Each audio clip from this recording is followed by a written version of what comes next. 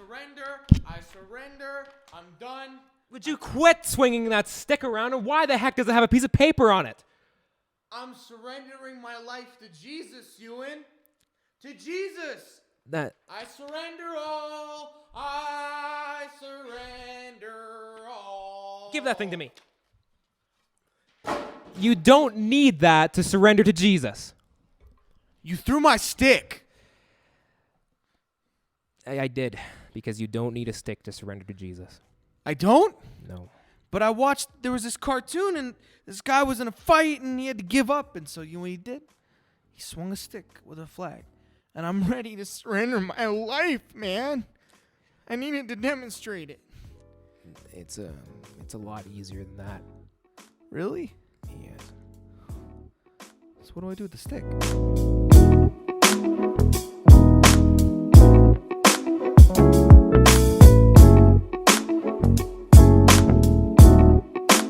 Welcome to Sent From Above. We are the podcast that is, you know what? We haven't said Catching Kingdom Culture and Chasing the Heart of God in like 6 weeks. 6 whole weeks. I haven't had to worry about that tongue tie for a month and a half. It's been fantastic. It's been a big month. It's been great. I'm so happy that I haven't had to worry about messing that up. Yeah. You know, because now we have to find something else that I mess up. Because that was like the running joke. Because it's like, oh, Ewan's a first-year Bible college student. Joash can't do the intro properly. Now you're about to be a second-year Bible college student, and I can get the intro done correctly. So what do we do? We're moving up on life. Yeah, we're being transformed into the image of God. Yeah. Amen. Perfect. Hallelujah. Perfect and sanctified. So, this is the new Basics series. This is not the new Basic series, but a new Basics episode. Yeah, it's a new episode of the Basics series. Yeah. So not a new there we go. Series. I screwed it up. We're good. Yeah, there you go. All is well with the perfect world. And Joash sucks. So what are we talking about? Well, just kind of like me and you were chatting about before all this, which is usually what happens before you start a podcast episode. Yeah. You chat about what you're talking about. Yeah, I mean, sometimes Most- just run and gun, jump right in. I've never actually done that before. I have. I've just jumped right in and thought. My pastor definitely preached this week and didn't know anything he was preaching on. Oh, really? Yeah, for the first time. Wow, awesome. That's great. He was just like, you know what? I have maybe a passage I'm preaching out of, and so I'm excited. I was like, that's good. It's like you're gonna be putting the proclaim slides up for me, as I real go, time. as I go. We had to do that Sunday because we had a guest speaker in, and they didn't get me what verses they were gonna do. So like, as he's preaching, he's like, "Let's turn to Hezekiah," and I'm like, "Please be up there." And then I like clicked it, and it was just the wrong translation. He didn't say what. I was just like, "This is a mess." I just gave up after a while because I didn't want the congregation to get distracted. But yeah, speaking of that, this episode's about surrender. Like me and you were surrendered to the mercies of our pastors this week. Yeah, absolutely, just completely. So much surrender, and they were surrendered to not knowing what they were going to talk about. Yep. So that's good. Yeah, we're talking about surrender. I think this is a good one. I think that surrender is actually super important, and I think that you know what? I think it's something that's not talked about enough. Wow, that's crazy. It's something that we've never ever said. We've never ever talked about things that aren't talked about here. No, ever. We only tackle the most common topics. Yes. Yeah. No, I think it's not talked about enough because I think that most people, live in a world of what can God do for me, not what can I do for God. I think most people live in a world of, Jesus is a superhero that just comes in and does everything for me, and then I get to reap all the benefits. And which in one way is true. I mean, he came and he did everything for you, and all you have to do is surrender, and you get to get the rewards of it. But in the same way, there's an aspect of our life where we don't just get to do what we want whenever we want without the guidance of Jesus. Doesn't work that way. A good example is, people, you're talking about people who don't actually surrender. Yeah. Because there's a lot of people out there who expect to, be blessed, to live a life that's good and have health and various other good things like nice hair and stuff and whatnot. And, us going into ministry, I feel like that's going to be a big challenge for us. Oh, yeah, we're going to lose it all. All of it. By the time we're 40, just bald. Completely gone. No, but... No, you're right. It's there's these aspects of our lives that we don't want to give up. We want to keep in control. As people, we want to be in control of what we're doing. I'm not going to say any names, but I know somebody with they really want to control everything. And when any plans get changed, anything happens that's outside of control, it just goes not well. Yeah. And there's an aspect to living life with Christ where you literally have to just give up all control. Yeah. But I think before we get further, because this is the basic series, I think it's good to we usually do this. What do you think when you think of the word surrender? What is surrender to you? Because it's a church word. I've been getting scolded lately for when I'm preaching at youth for using big church words. So I'm gonna revert back and not use as many. Well, just think about it like this: like you're waving that white flag around. Like it's an not idiot. like it's not the exact same way of surrender, but it is in the same way. Yeah. Are you saying I was right to get up here and wave that flag around? No, because that's a works-based faith. Whoa. You're right. Yeah. But surrender, honestly, in a one-line definition, especially for this basic series, let's just get this one-line definition out of the way, is literally subjecting yourself to God. But also the big one is relinquishing your control of everything in your life to Jesus. Not just, your Sunday morning, not just, your prayer time, your 1 hour a day, your 15 minutes a day, not just that, but relinquishing your finances to him, a big one, relinquishing your relationship to your wife or your husband or your girlfriend or your family to him, relinquishing your time to him. All 24 hours a day need to be subject to God and relinquished to him. How about relinquish of your path in life, your choices? Oh, I want to do this. I want to do that. I want to be this when I grow up. What if God says no? I never wanted to be in ministry. I hated it. I thought the idea of me being in ministry was the most... You still hate it? I hate it sometimes. I'm just joking. No, you don't hate it. No, I don't. I hate aspects of it. There's parts where I'm like, I don't like this. Someone's like, I'm just so sad. I'm so sad. I'm like, so how's your prayer life? They're like, not good. What do I do? I'm like, pray. That's number one. And 2 weeks later, they're like, I'm just so sad. And I'm like, have you prayed in 2 weeks? No. Surrender your time. Please. What do you spend your days doing? I watch Law and Order SVU on repeat for 12 hours a day. I'm like, maybe you should surrender your time. That's the only parts of ministry I don't like. But that's surrender. Yeah. It's giving up. That's a big one, is giving up the right to your own life. And if you're like, for me, there's been times, and this is true. This is a true story.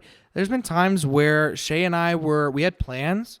Shay's my wife. We had plans. We were going to go do something, and I just felt I needed to pray. I needed to cancel the plans. I needed to spend time with Jesus. And that's an inconvenience. And there was definitely a thought process of, you can do that after your plans are done. But when you surrender, you're like, okay, we were at the gym the other night and you felt you had to leave early because you had to pray. That's not generally something that people want to do, is give up the right to their own life, but it's a big part of surrender. And that way you don't end up crying about being just so sad. Yeah. But just like I was saying, like, it's honestly like surrender, the aspect of surrender. It's just like, me and you were just chatting about this before, about how all these bridges, like, you think you need to do something. There's so many Christians who think they need to do something. They need to build the bridge. They need to do this with their prayer life. They need to do this. They need to do that. And they need to do this to get to the goal. But the goal is Jesus. And Jesus is literally waiting for you. Not even one step. Like, the step to get to Jesus is stepping from the sidewalk onto the bridge. That's the step that Jesus meets you on. Yep. And that one step, there's only one thing that happens during that step. There's only one thing that happens when you make the movement. And that movement onto the bridge is saying, Jesus, I trust you with everything.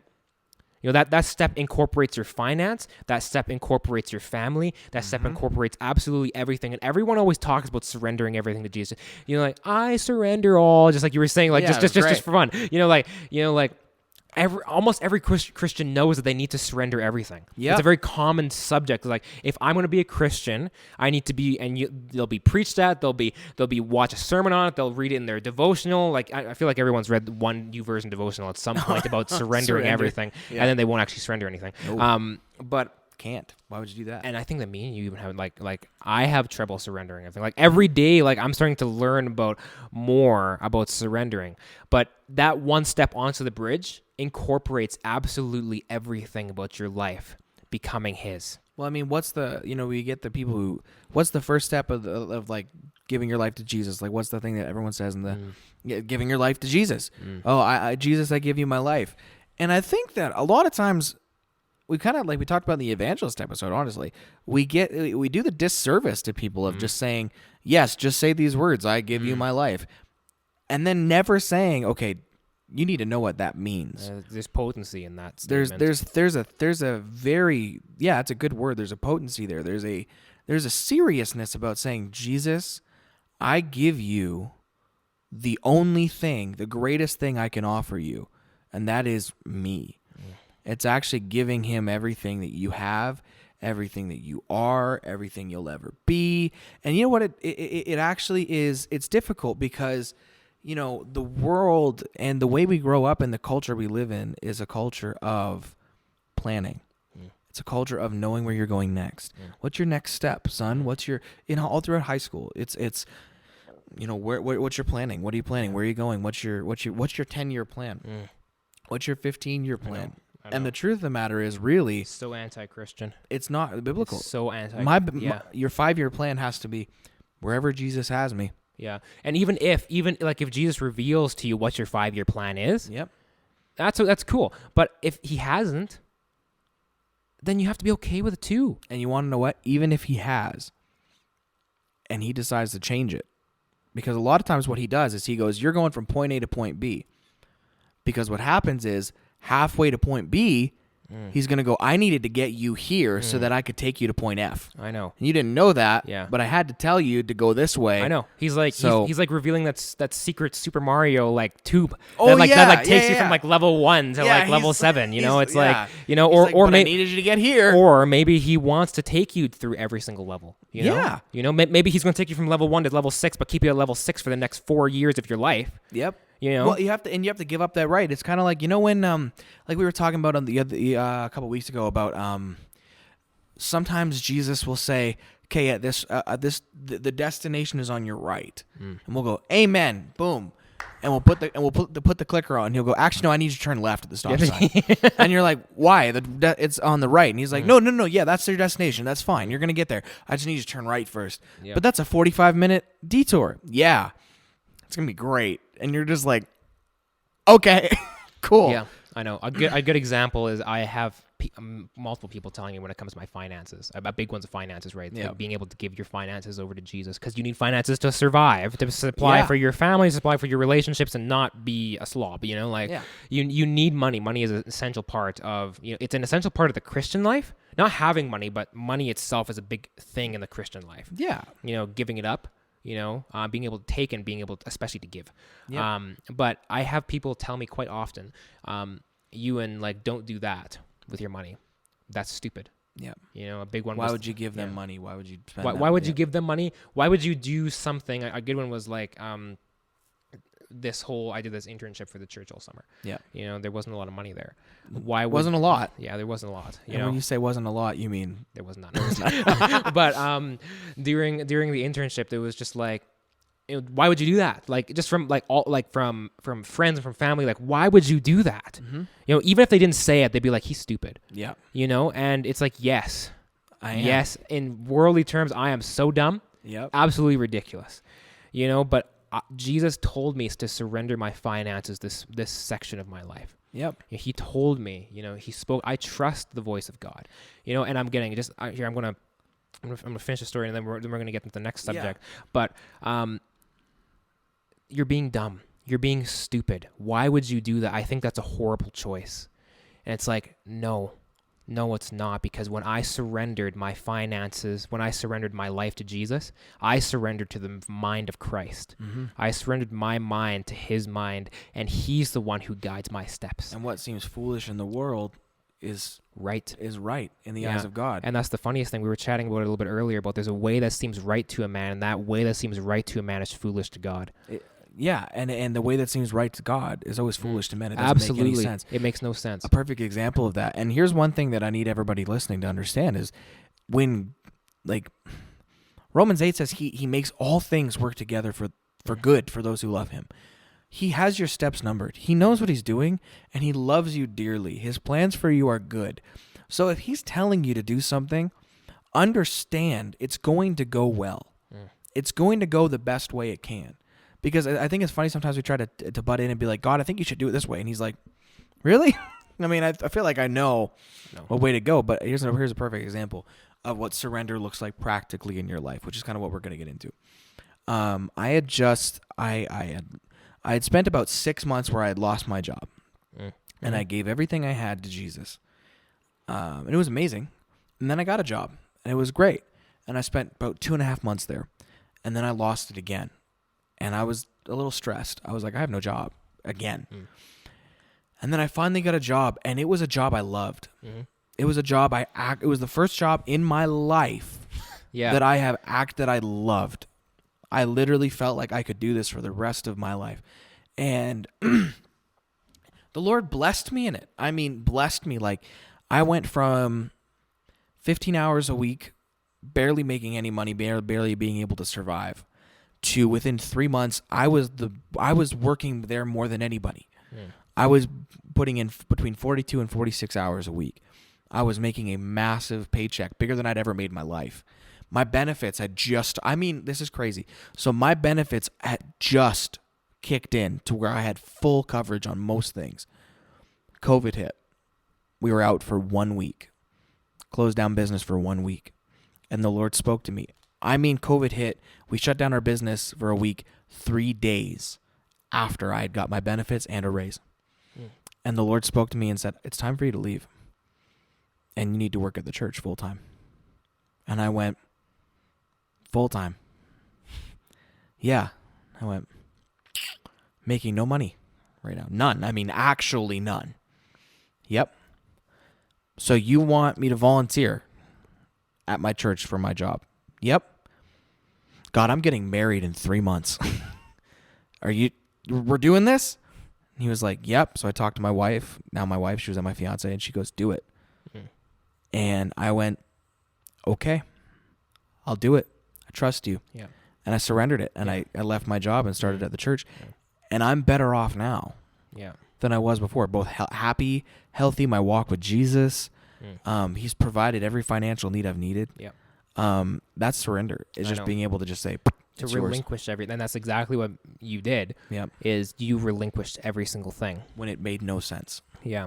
But like for us, like I know that we know, like not the whole story, but we know we're learning more every day about surrendering more to God. Like the passage that talks about dying to yourself. The passage dying to yourself is talking about dying to who you were, because there are definitely parts of yourself that you can hold on to and not surrender. And for a lot of people, some of those parts are more, some of them are less. Like for me, I feel like I'm getting there. Like there's definitely some parts of my life I have not surrendered to Jesus fully. Most parts of my life I've surrendered partially, but a partial surrender is no surrender at all. And there's so many people who will be on their phone listening to this podcast later, or will watch it on YouTube or something. They'll be like, these people, Joash and you, and they're talking about this, and I've heard about surrendering. And like, honestly, like there might be some people even later who are thinking that thought, but for their sake, and for ours, because I feel like me and you get a lot out of this when we actually chat about it and it starts to come to light again, even though we just talked about prior to this. How on earth do we actually surrender practically to Jesus?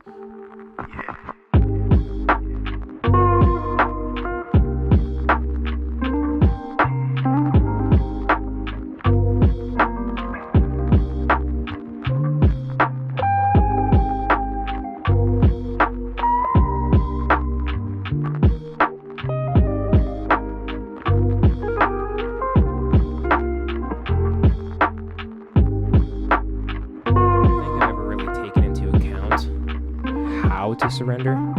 Yeah. Rather than like, there's a lot of people out there that just think all the time that it's just saying it. There's a lot of people out there that, like they'll say the sinner's prayer and they'll acknowledge that the sinner's prayer isn't actually something that works. Yeah. But they really don't know anything else. Yeah. So how on earth would they actually be able to know how to surrender? Because there's a big thing with a lot of Christians is that there's a lot of people who know, just like we were talking with the teacher episode with the fivefold ministry, there's a lot of people who know the head knowledge, but there's not a lot of people who know the heart knowledge, or there's a lot of people who know the heart knowledge but have no head knowledge about it. Yeah. Which is usually better. But yeah, that's easier to work with. Yeah, that's definitely easier to work with. The Lord's like, okay, as long as you got it in there, I can bring the revelation to your head. But like, if you're stuck up here, I'm stuck. Yeah. But with surrender, there's a lot of people who don't know how and what on earth surrender is. Because just like you were doing, like, it's not waving a flag around, you know, and just being like, oh, I'm surrendering because, I'm surrendering because, you're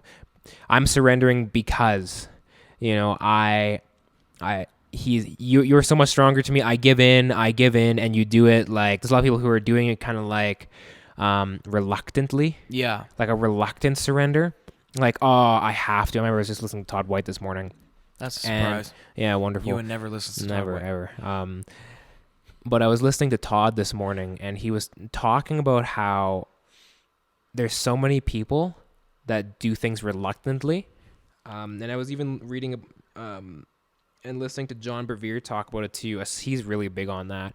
Is how could you ever expect anything amazing to happen, any transformation to happen when you are literally sitting there being like, oh, the Lord told me, so I have to.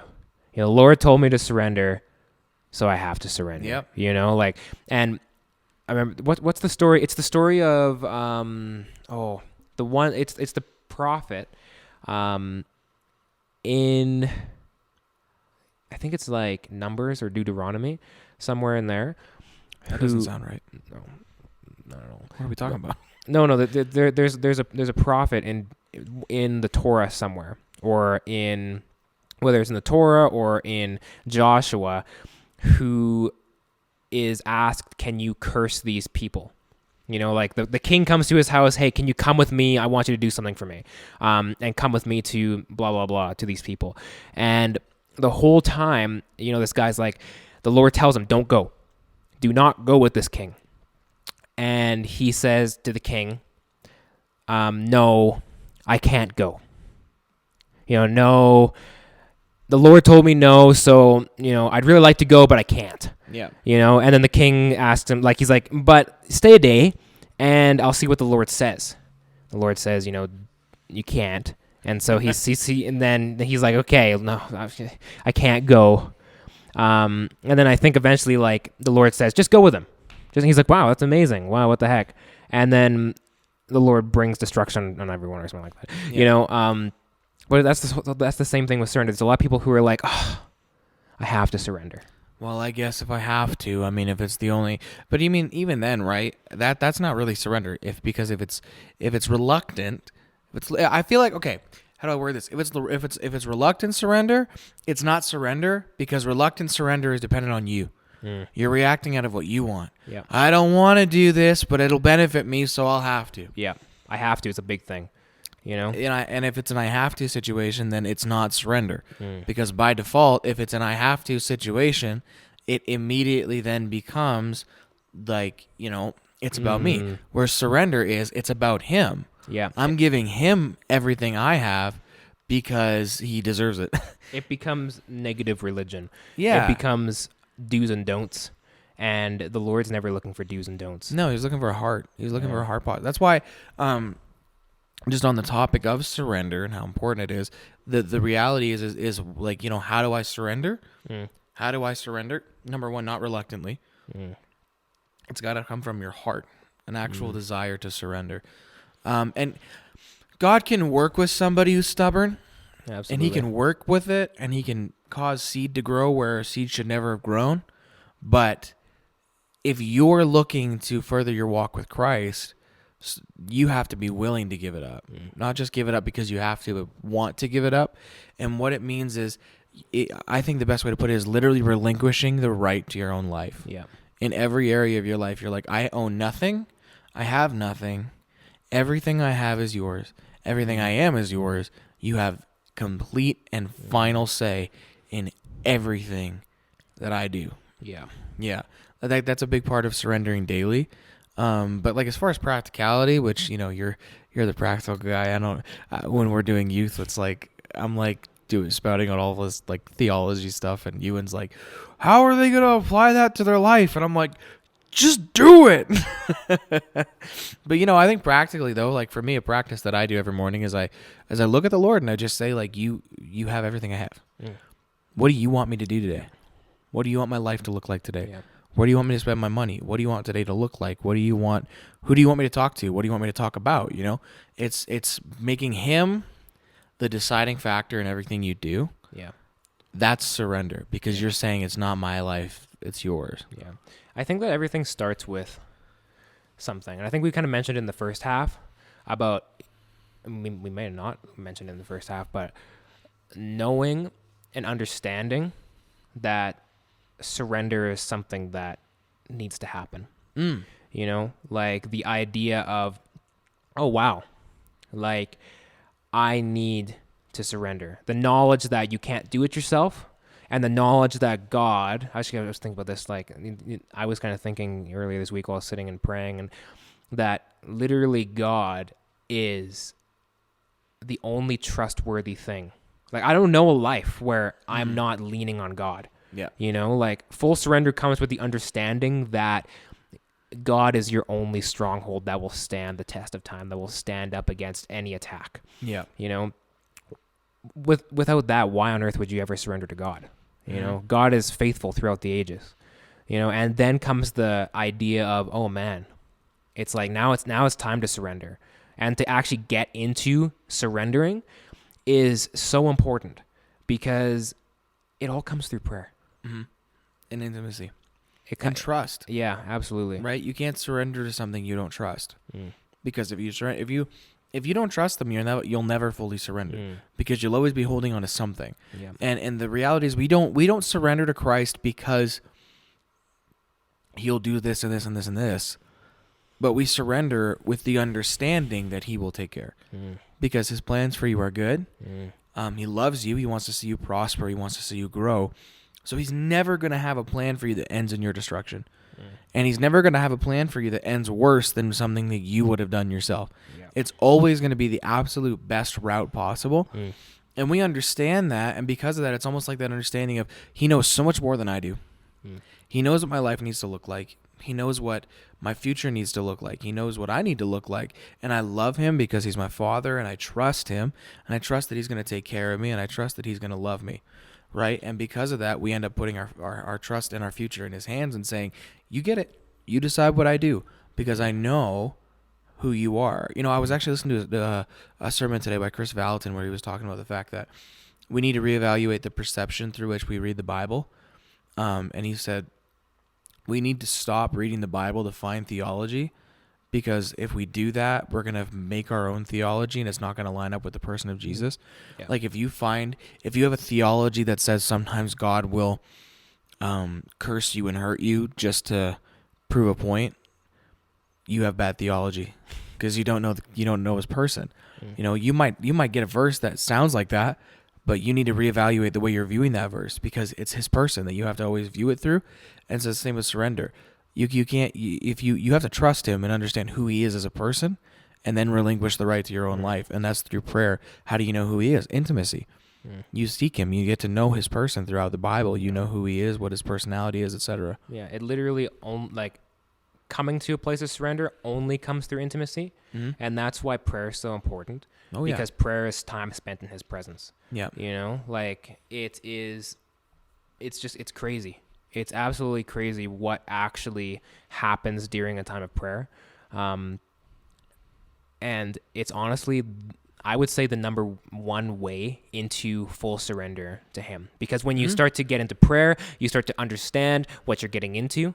what God has for you, what He's got in store for you, the plan for your life. It also starts to come into, you start to trust Him more because you're in conversation with Him.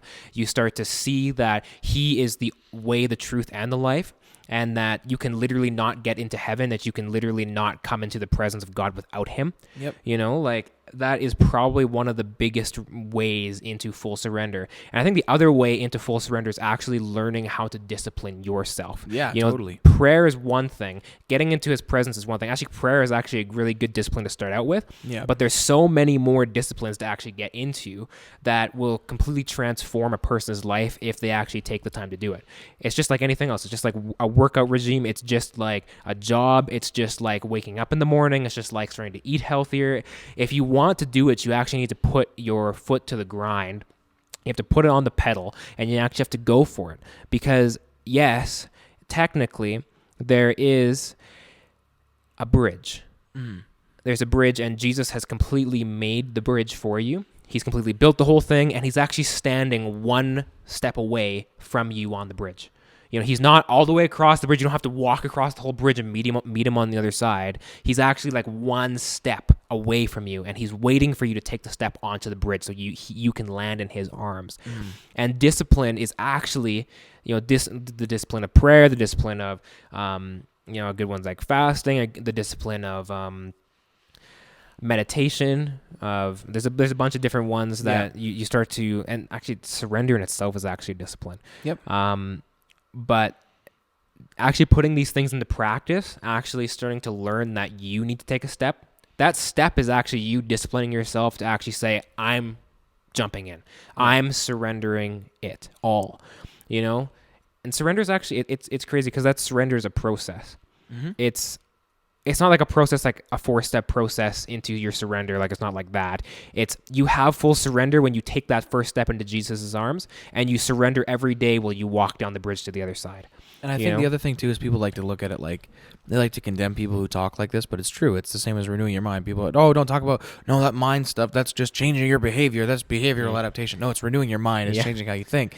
But the other side of that is, like with surrender, people like to talk about faith like, well, you got to give everything you got, and it's got to be instant boom pow, all in faith, and you don't have to have seen it. But the truth is, look at David's life. Yeah.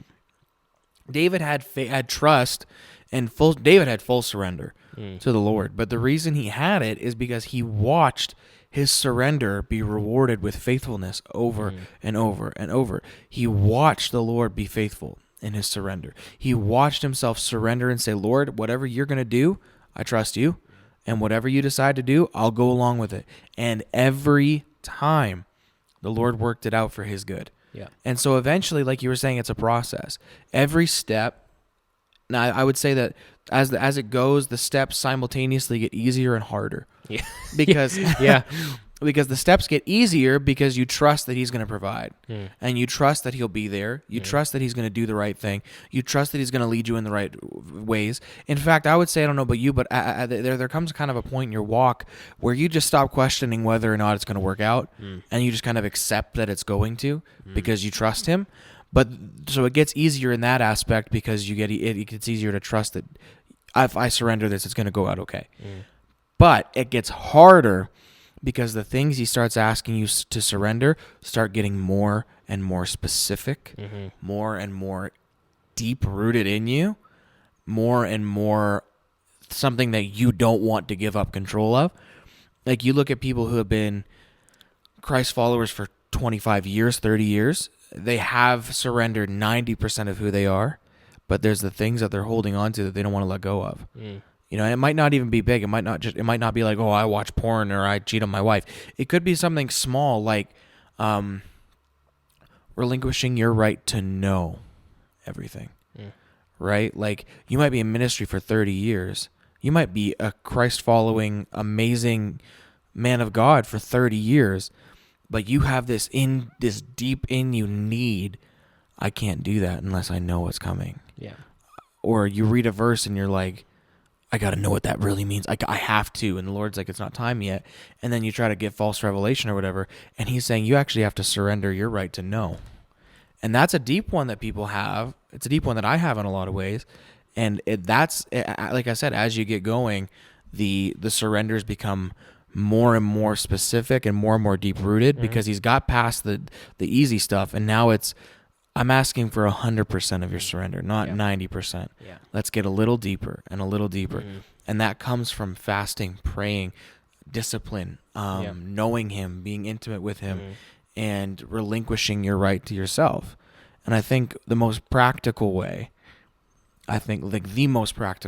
we could ever tell anybody to focus on surrender is look at Jesus and just say, you have my everything. Out loud. Like, I look know. and say out loud, Jesus, you have my everything. Yeah. No, that's honestly, that's a first step to surrender, and that's a last step to surrender. Yep. That's what it is. It's every step. You know, like, yes, there's disciplines, yes, there's prayer, but without you acknowledging that you need to surrender, there's literally nothing else that you can do. And it brings nothing but joy, peace, happiness, because anything outside of surrender from the Lord can be corrupted. Absolutely. But when you surrender to him, it's incorruptible.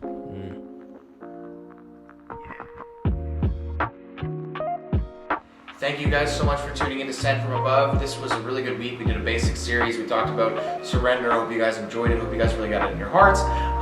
Make sure you follow us on all of our socials. Instagram, Facebook. We don't have a Twitter. We probably will never have a Twitter, because I think having a platform where we just tweet our thoughts is very dangerous. Follow us on all our podcast platforms. Apple Podcast, Spotify, we're on all of them. Most importantly, check us out on YouTube. It's fun to be able to we don't see you, but you see us, and we pretend to see you. So yeah, just follow us on there, like, share, comment, all that stuff. We love you guys. Have a blessed week. Put Jesus first.